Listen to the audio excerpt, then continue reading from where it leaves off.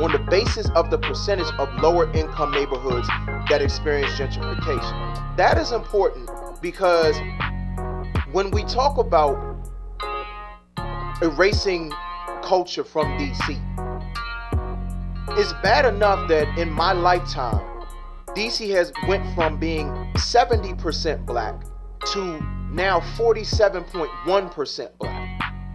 And the amount of whites who have moved back into the city or have moved to the city is now up to 45.4%. In the next couple of years, DC will be predominantly white.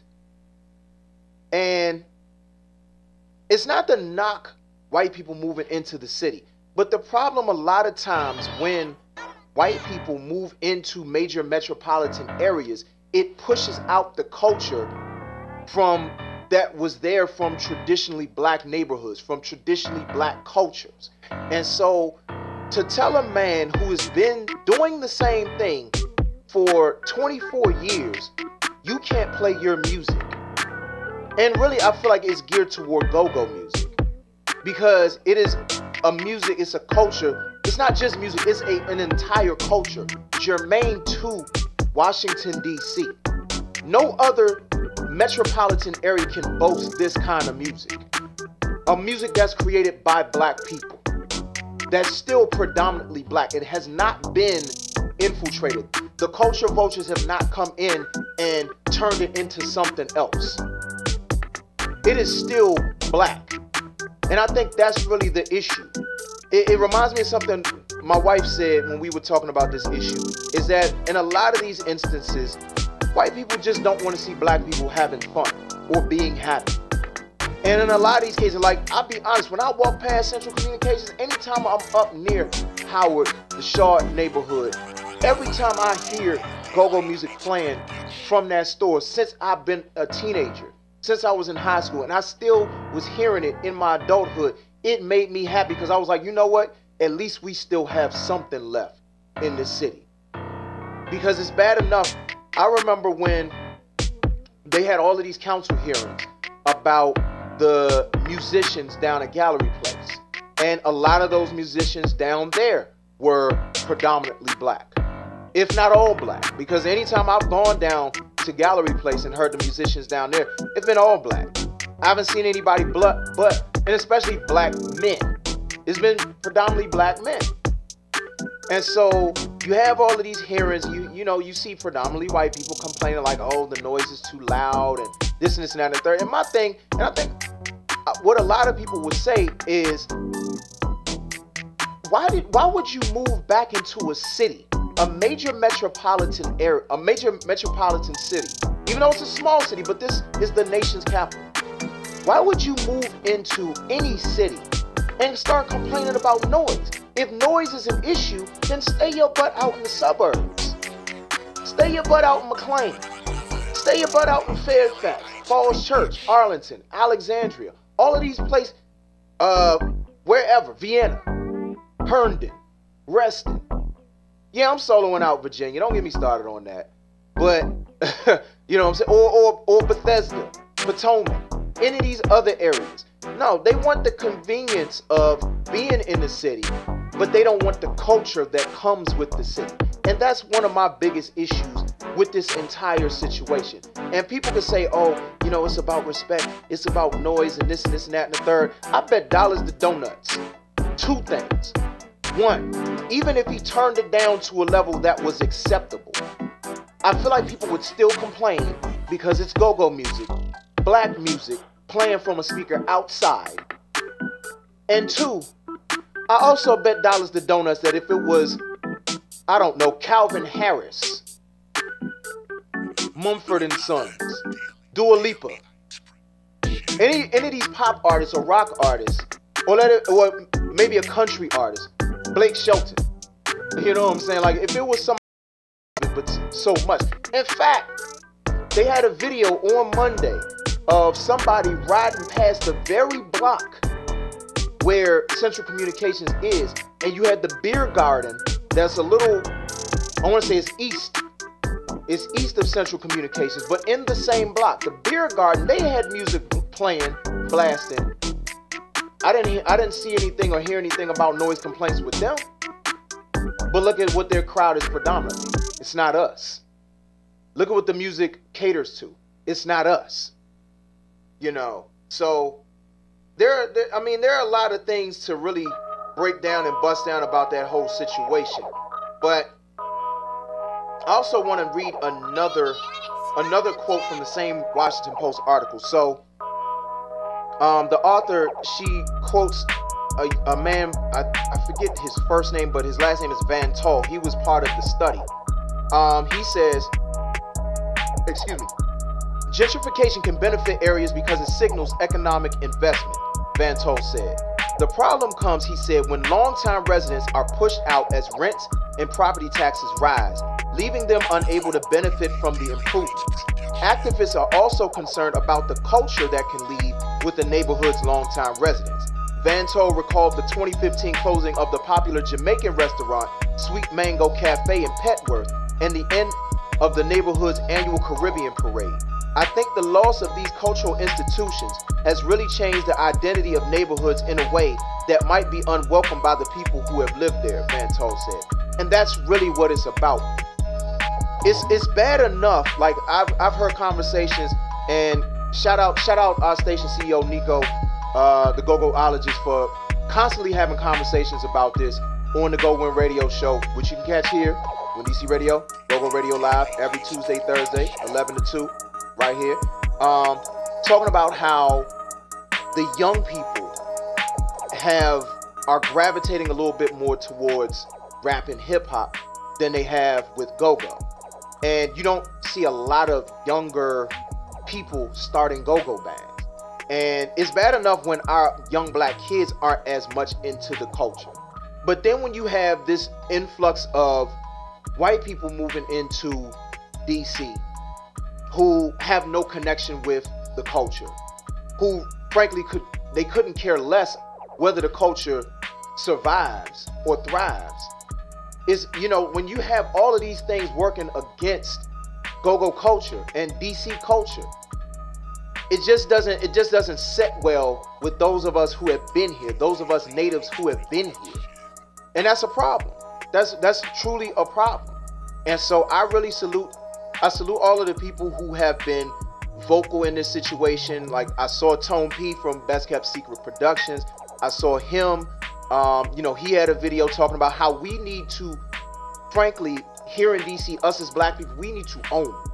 We need to own a lot of these properties so that we aren't slaves to the landlords. When we don't own the land, we under the thumb of the landlords. I'm paraphrasing what he said, but that's true.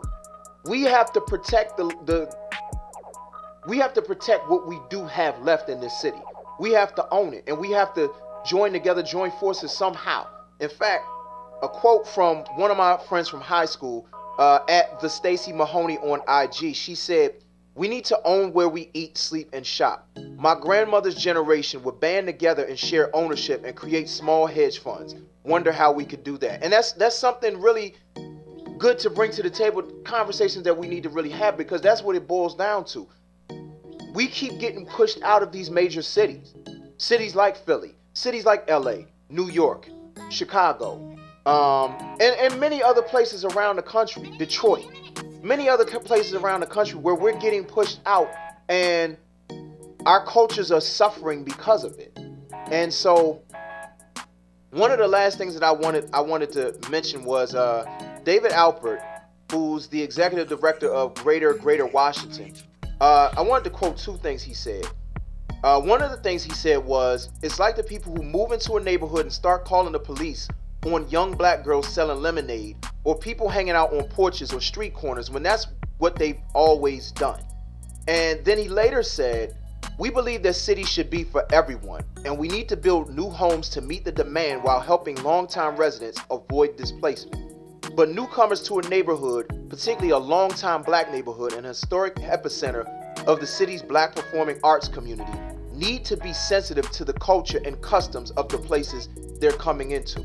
So my message to the people at the Shea, to the people anywhere who have complaints, who are always lodging noise complaints, when it comes to DC and the inner city. I'm not saying that you shouldn't move into the city, but do your research. I was talking to my friend Levette last night about the situation. And one of the things that she noted, this is something my mom always said to me. Before you move into a neighborhood, scout the neighborhood. Scout it in the morning or the afternoon and scout it at night. See what it's like. And to me, if you're a new resident moving into a neighborhood, that's something that you should do. Before you sit there and lodge these complaints and threaten lawsuits and force a corporation of, force their hand, because they're worried about their bottom line. And so is Don Campbell worried about his bottom line as well, even though he wants to continue to represent the culture. Scout the neighborhood before you move in. Check to see what it's like. If it's too noisy, it's too loud, then stay your butt out of the neighborhood, because you're taking away from the pulse of the neighborhood. Now, granted, one of the single member district ANC commissioners, she talked about how she has received complaints for years about that particular spot. But, and I know a lot of people that probably did live there for a long time. But some of these newbies that are complaining, it's like you haven't been here long enough to complain. And you didn't do your research enough to know that that's part of the soul and the pulse of the city. Nobody's complaining up the street at U Street with all of the stuff that's going on. Especially now because there's more of a proliferation of white people there. But it's because it's somebody black, somebody that's promoting something that's black culture, unique to the city. Y'all want to try to shut it down. You can't shut it down.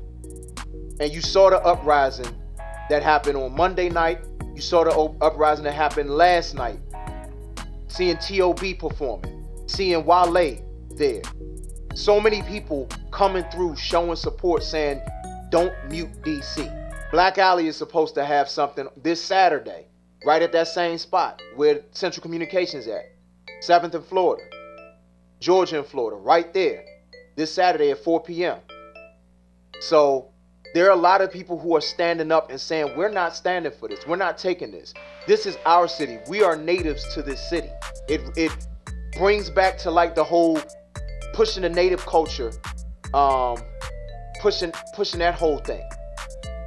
We've been here, and we're not going down without a fight. So I salute everybody who's been a part of this fight. I salute everybody that's going to continue to be a part of this fight. Even though I don't live in DC, I am a DC native. I was born and raised in DC. Ward 8 most of my life. That's still my city. Still my city. So I'm going to speak up, speak out about it as often as I possibly can.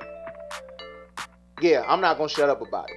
So, yeah, let's go ahead and get back into the music. Yeah, we're going to get back into the music. This is Tia Day with Come With Me on the official Hump Day Motivation for the DMV and beyond. This is Bar. Hey, it's me. I know you're not in right now, but you get this message. Give me a buzz back. I was wondering if you'd like to come with me today. Hey, hey, what'd you say? We're running, playing, waste the day away. I know a place where we could play, engaged in grown-up activity. We'll take a flight, enjoy the lights, disguised by skies of blues and plains of greens. I'll make a toast to the